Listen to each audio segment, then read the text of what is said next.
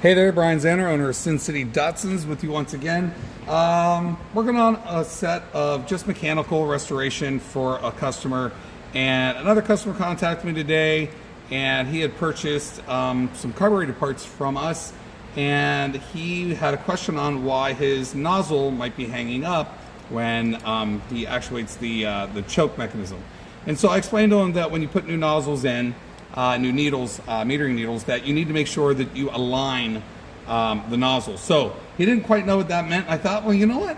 A lot of people might not. So what I'm going to do here is show you how to align those nozzles. So what you want to do is you're just going to go ahead and you're going to make sure your gland nut here is real loose, okay? Not like totally loose, but just a little loose by finger. So we're going to put the nozzle in over the needle. Now you're going to hold it in the bottom of your hand. You're going to hold the carburetor, and then you're going to do what's called the thunk test.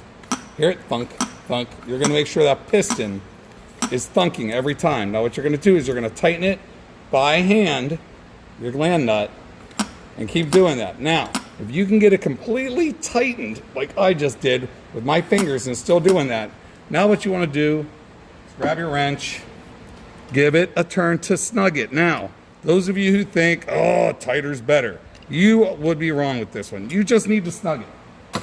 It is not needed to be torqued down to the point where you're never going to get it off. I have worked on carburetors of customers, and oh my Lord, they have been awful to get off. So again, put it back in, thunk test. It's thunking really good.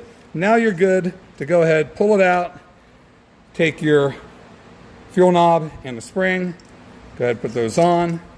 What we do here when we're redoing them is we will crank them all the way down so it'll full on rich. Now, depending on your carburetor, you'll either have a little nub like this or a flat spot on this knob. Now what we do is we're going to take it and go 1.5 turns out.